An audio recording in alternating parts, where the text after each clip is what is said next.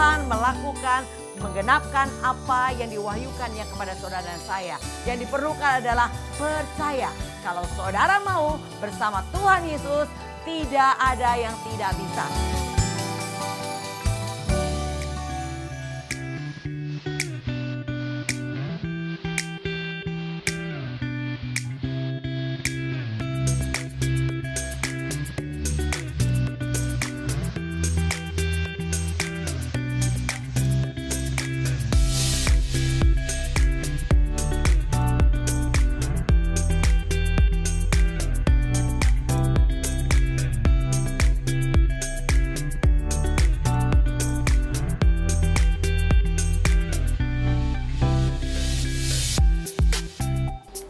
Shalom sahabat penerobos, salam jumpa kembali bersama GOB, Generation of Breakthrough. Hari ini saya akan bawakan tema mengumpulkan harta di kerajaan surga.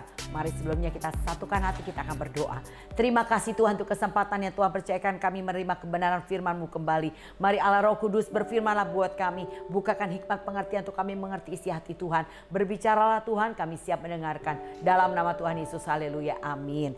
Ya saudara, ayat bacaan kita ambil dari Matius 6 ayat 19 sampai dengan 20. Janganlah kamu mengumpulkan harta di bumi ngengat dan karat merusakkannya, dan pencuri membongkar serta mencurinya.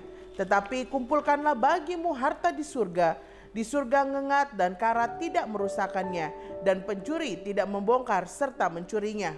Ya, demikian dikatakan di dalam bacaan tadi, bahwa dikatakan yang diminta Tuhan adalah jangan mengumpulkan harta di bumi. Kenapa? Karena di bumi ngengat dan karat merusakkan dan pencuri bisa membongkar mencurinya. Tetapi kumpulkanlah harta di kerajaan surga, itu yang Tuhan mau. Ya saudara, harta di bumi itu bersifat fana, dapat rusak, hilang dan dicuri. Tadi dikatakan banyak orang yang hancur semangat hidupnya, stres. Kenapa? Bahkan sampai mau bunuh diri gara-gara kehilangan hartanya. Jadi mereka tidak siap menghadapi kenyataan bahwa harta di bumi itu adalah fana. Nah, saudara, kita belajar perbedaannya dengan kita anak-anak Allah.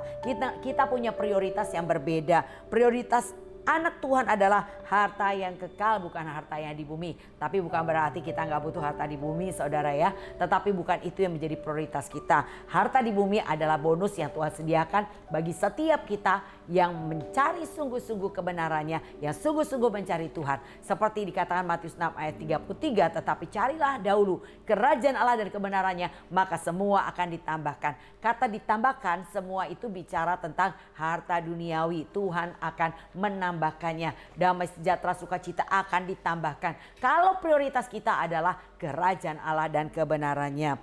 Ya saudara, kita pelajari di sini apa sih yang dimaksud harta di surga, yaitu sukacita karena kita bersekutu secara penuh dengan Tuhan. Bentuknya bukan hanya bicara kenikmatan jasmani, dan ini akan berlangsung selamanya atau kekal ya saudara.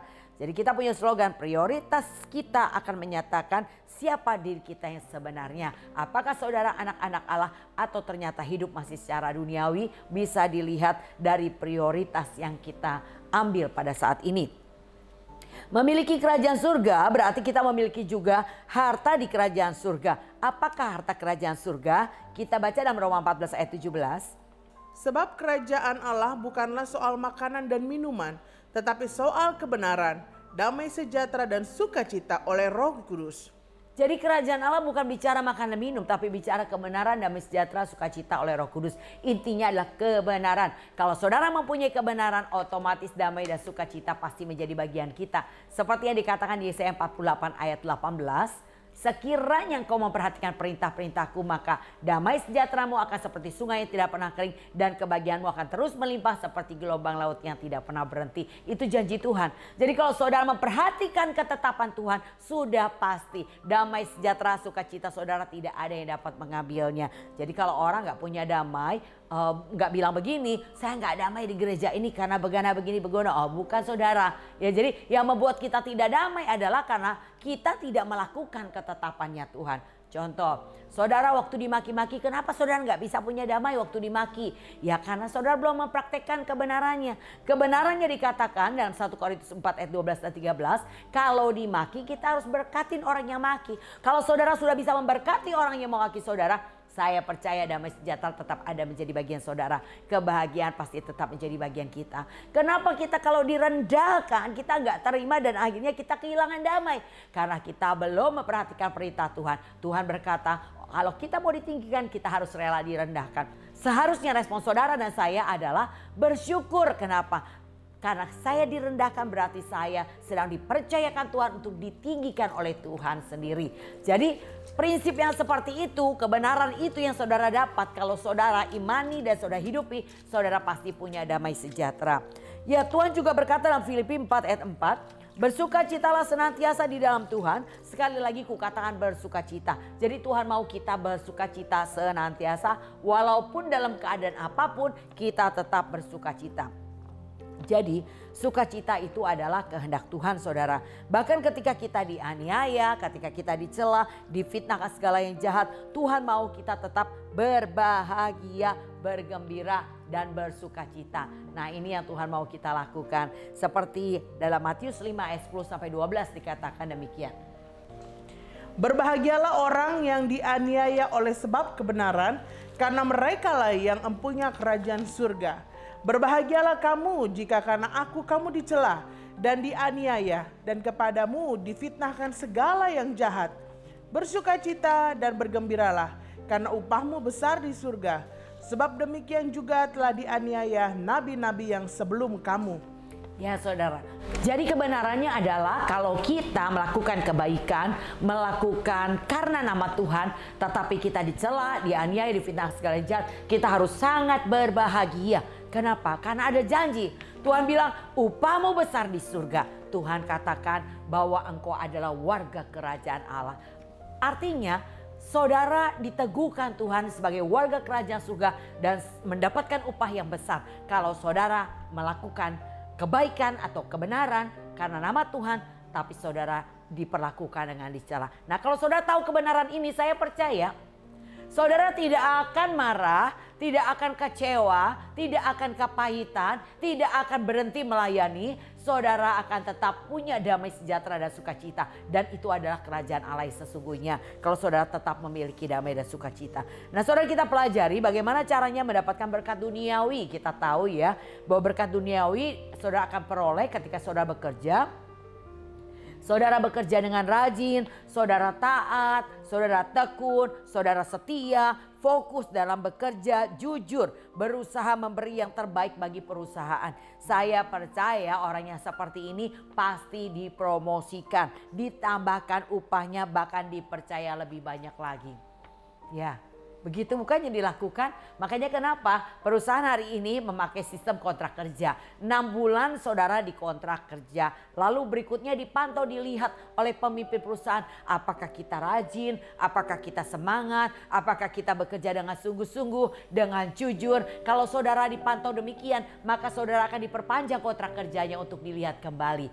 Kalau 3 kali di kontrak kerja saudara tetap, artinya tetap melakukan apa yang baik, tidak bergeser ke arah yang lebih mundur, saya percaya perusahaan akan mengangkat saudara menjadi karyawan tetap. Karena saudara dinilai orang yang punya integritas. Saudara dinilai adalah orang yang rajin, orang yang semangat kerja, orang yang jujur. Karena tidak mengalami perubahan ke arah kemerosotan hari, minggu, bulan, tahun. Saudara tetap melakukan hal yang sama. Artinya itulah saudara, itulah keberanian saudara, kepribadian saudara. Maka ditentukan saudara adalah orang yang layak, diangkat menjadi karyawan tetap.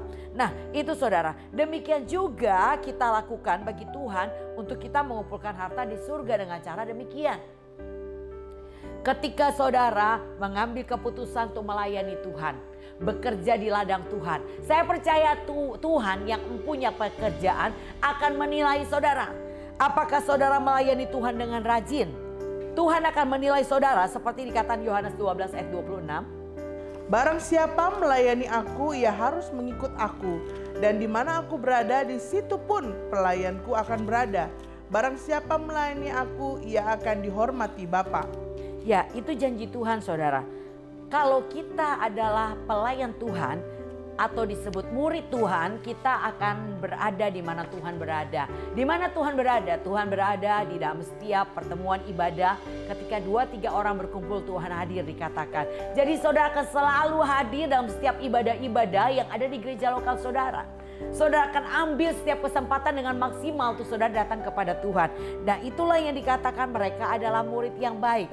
Dan Tuhan berkenan kepada pelayan-pelayan yang demikian. Karena Tuhan berkata kalau kita melayani seperti itu, maka kita akan menerima hormat dari Bapa di surga. Ya saudara, jadi itulah kalau tadi dikatakan dalam pekerjaan duniawi, saudara orang yang rajin, pemimpin perusahaan akan menilai kelebihan saudara itu dibanding dengan yang lain, yaitu kerajinan saudara. Demikian juga yang harus kita lakukan, taat nurut saja pada otoritas rohani yang Tuhan tetapkan di atas saudara.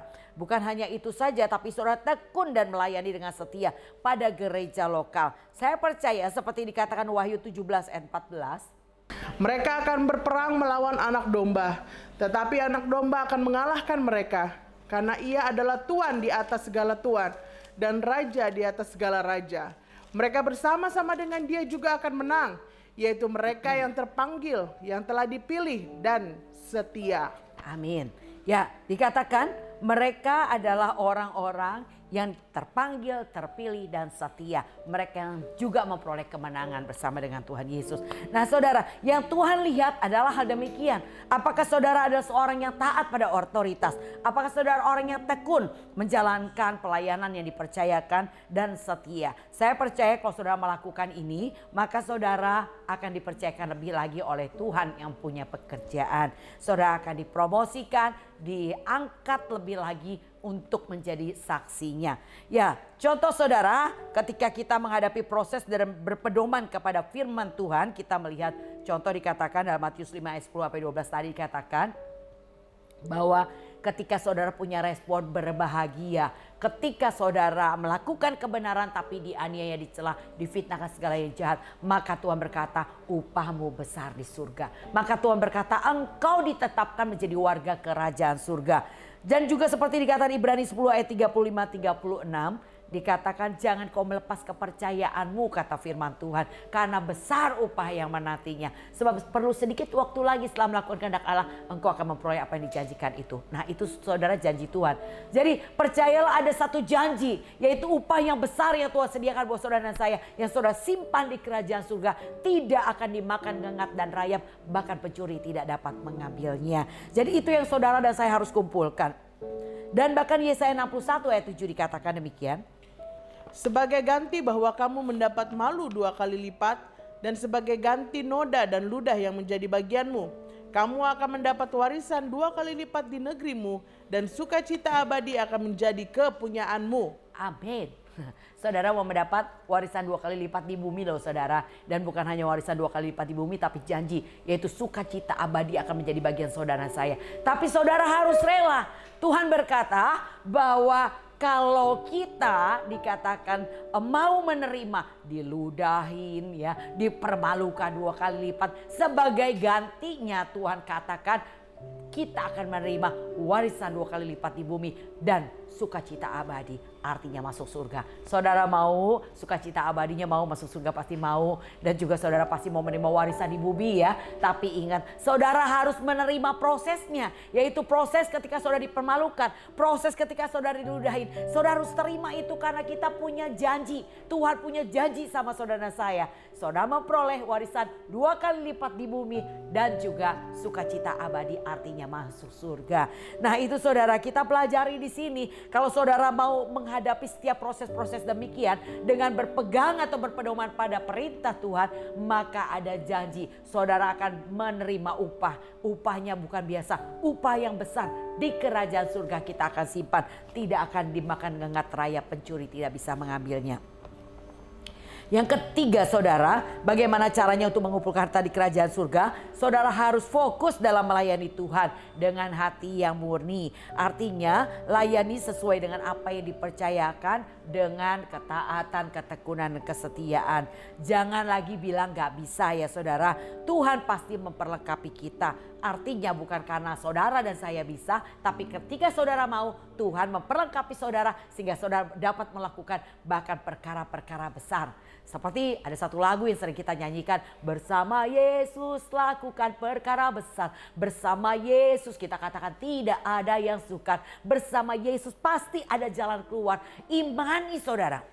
Bukan hanya kata-kata yang saudara nyanyikan, tapi saudara imani. Kalau saudara dan saya bersama dengan Tuhan, kita akan lakukan banyak perkara-perkara besar. Tidak ada yang mustahil, selalu ada solusi untuk setiap masalah yang kita hadapi. Jadi sebagai anak-anak Tuhan, sebagai pelayan-pelayan Tuhan, fokus ketika melayani Tuhan dengan hati yang murni. Artinya kalau saudara melayani dengan hati yang murni, tidak ada yang bisa membuat saudara berhenti melayani Tuhan.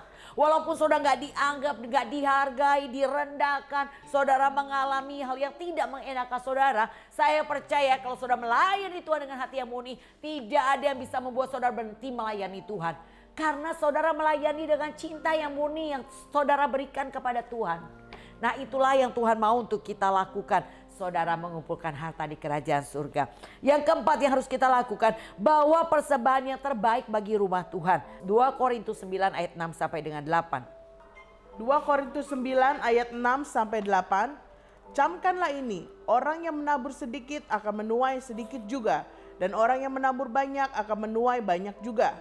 Hendaklah masing-masing memberikan menurut kerelaan hatinya, jangan dengan sedih hati atau karena paksaan. Sebab Allah mengasihi orang yang memberi dengan sukacita.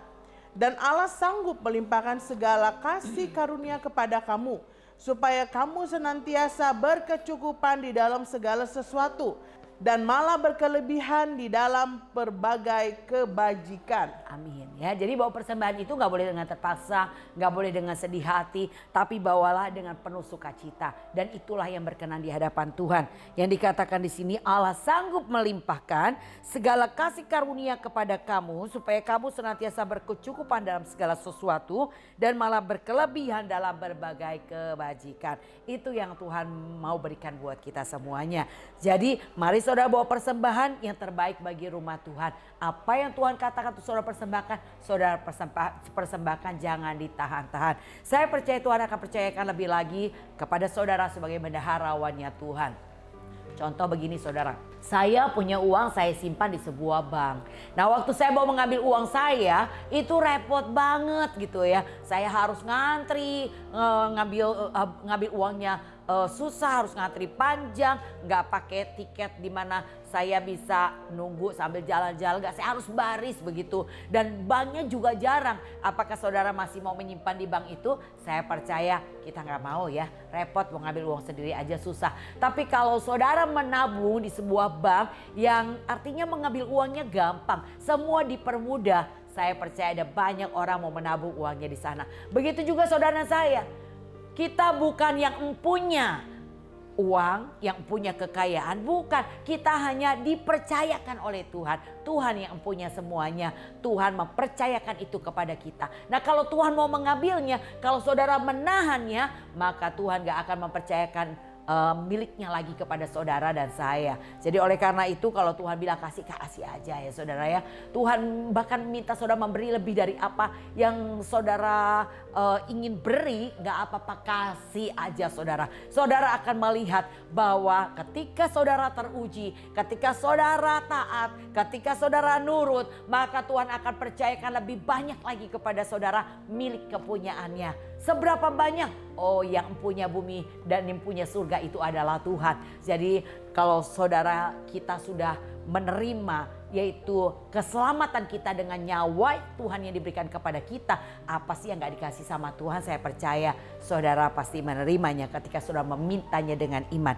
Ya saudara, yang kelima, bagaimana cara kita mengumpulkan di kerajaan surga adalah mengembalikan perpuluhan saudara. Seperti yang kita tahu Maleakhi 3 ayat 10 sampai dengan 12 berkata demikian.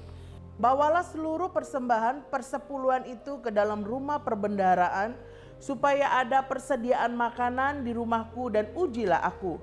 Firman Tuhan semesta alam, apakah aku tidak membukakan bagimu tingkap-tingkap langit dan mencurahkan berkat kepadamu sampai berkelimpahan? Aku akan menghardik bagimu belalang pelahap, supaya jangan dihabisinya hasil tanammu, dan supaya jangan pohon anggur di padang tidak berbuah bagimu. Firman Tuhan semesta alam, maka segala bangsa akan menyebut kamu berbahagia, sebab kamu ini akan menjadi negeri kesukaan. Firman Tuhan semesta alam. Amin. Ujilah aku, kata Tuhan. Tuhan berani diuji loh sama saudara. Kalau saudara mengembalikan bagian milik kepunyaan Tuhan, Tuhan akan memberkati saudara sesuai dengan taburan yang saudara tabur. Artinya begini, mengembalikan perpuluhan saudara bukan memberi, itu mengembalikan bagiannya Tuhan. Ibaratnya saya punya penghasilan 1 juta, berarti saya harus kembalikan berapa? 100.000. Itu bukan milik saya, itu milik kepunyaan Tuhan. Tuhan bukan butuh uang kita, tapi Tuhan mau lihat ketaatan kita. Waktu saudara melakukan itu, mengembalikan bagian yang seharusnya bukan milik kepunyaan kita kepada Tuhan, kita sedang berkata, terima kasih Tuhan, saya sudah menerima 1 juta. Tapi kalau misalnya saudara mengembalikan cuma 50.000, saudara sedang membohongi Tuhan. Karena saudara berkata kepada Tuhan dengan pemberian saudara 50.000 sebagai perpuluhan saudara, saudara sedang bilang, terima kasih Tuhan, saya menerima 500.000. Nah, Tuhan bilang, sampai kapan kau membohongi aku? Begitu kata Tuhan. Karena kita sedang berdusta, apalagi kalau nggak mengembalikan perpuluhan. Saudara sedang berkata, aku tidak dapat apa-apa dari Tuhan. Saudara mau saudara mengalami demikian? Jadi jangan sampai seperti dikatakan, engkau menabung tapi seperti di kantong bolong, dimakan belalang pelahap segala hasil saudara. Saudara bekerja pagi, siang, malam, hari, uangnya untuk biaya berobat. Saudara bekerja siang malam, saudara bekerja tapi ujungnya duitnya ditipu orang gitu ya. Ada banyak kesia-siaan yang saudara akan peroleh kalau saudara tidak taat mengembalikan bagian milik kepunyaan Tuhan. Nah, setelah saudara mengembalikan bagian Tuhan, maka langit akan terbuka dan Tuhan sedang melihat seberapa saudara menabur. Selebihnya taburan saudara, saudara akan menuainya sesuai dengan berapa jumlah saudara tabur. Tuhan berkata, seperti saudara ketika menimbang, kalau saudara beli beras ya, lalu digoncang, maka berasnya agak turun, saudara ditambahkan sampai luber keribaanmu, kata Tuhan. Jadi saudara gak usah pusing dengan hal itu, janjinya adalah pasti. Yang diperlukan adalah saudara taat nurut saja. Bagian Tuhan kembalikan milik kepunyaan Tuhan. Nah, itulah yang dikatakan kita ini sedang mengumpulkan harta di surga dengan cara demikian tadi. Melayani Tuhan dengan rajin, taat, tekun, setia. Saudara fokus dalam melayani Tuhan dengan hati yang murni karena cinta Tuhan. Bawa persembahan yang terbaik bagi rumah Tuhan dan mengembalikan perpuluhan adalah bagian saudara mengumpulkan harta di kerajaan surga. Jadi oleh karena itu, kumpulkan sebanyak-banyaknya di setiap kesempatan yang Tuhan berikan kepada kita. Untuk apa? Untuk kita menabung di kerajaan surga. Slogan, kita punya slogan, semakin mahal harga yang dibayar, semakin besar berkat yang didapat.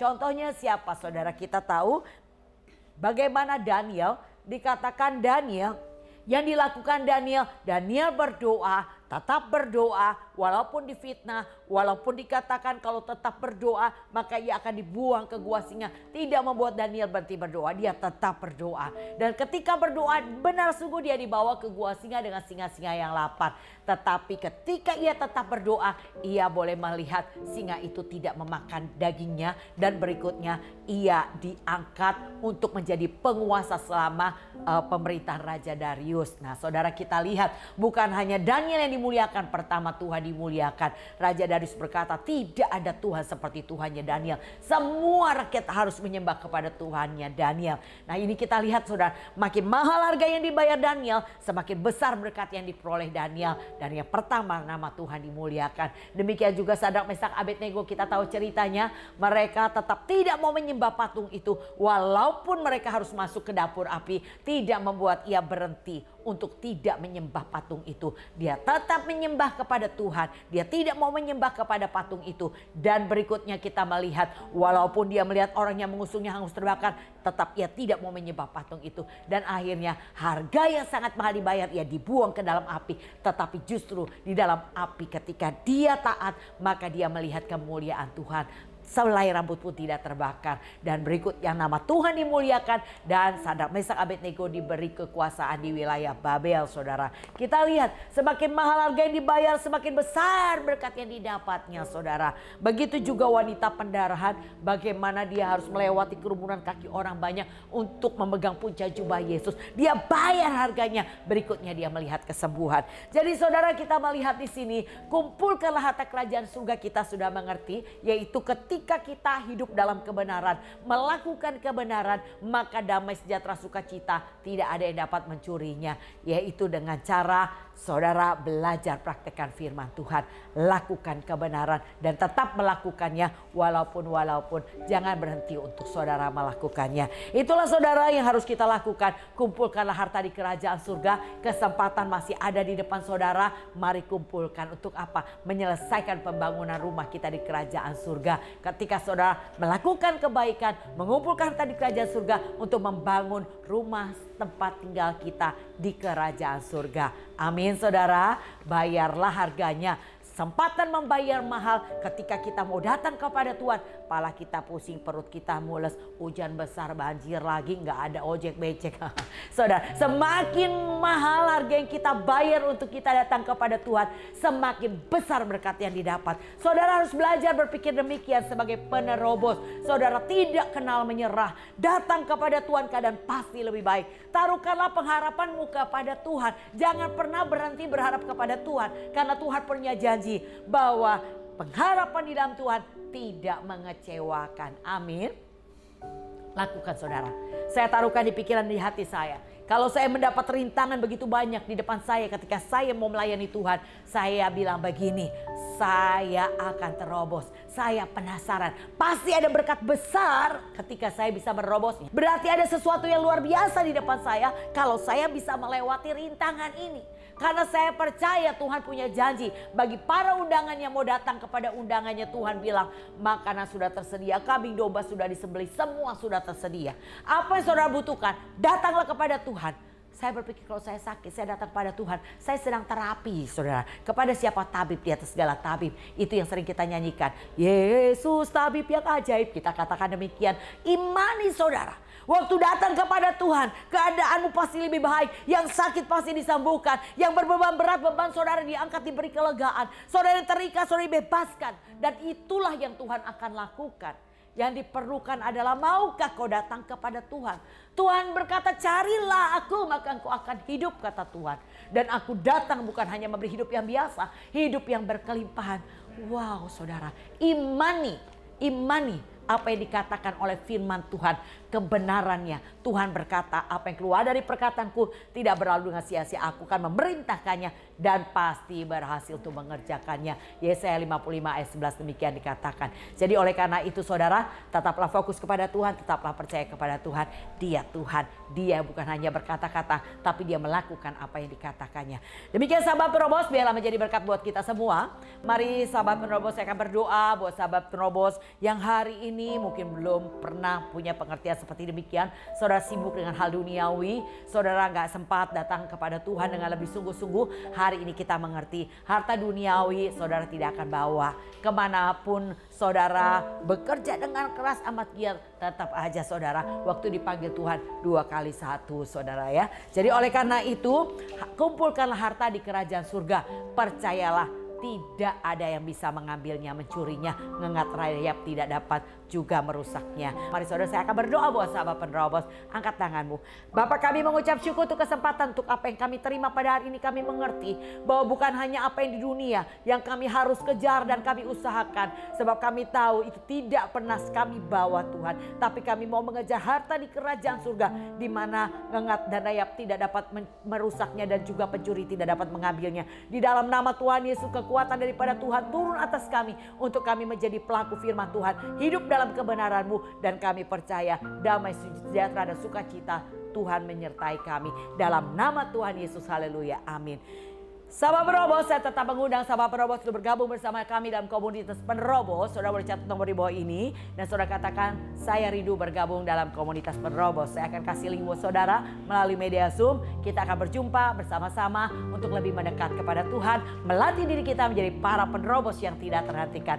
Tuhan Yesus memberkati. Salam GOB.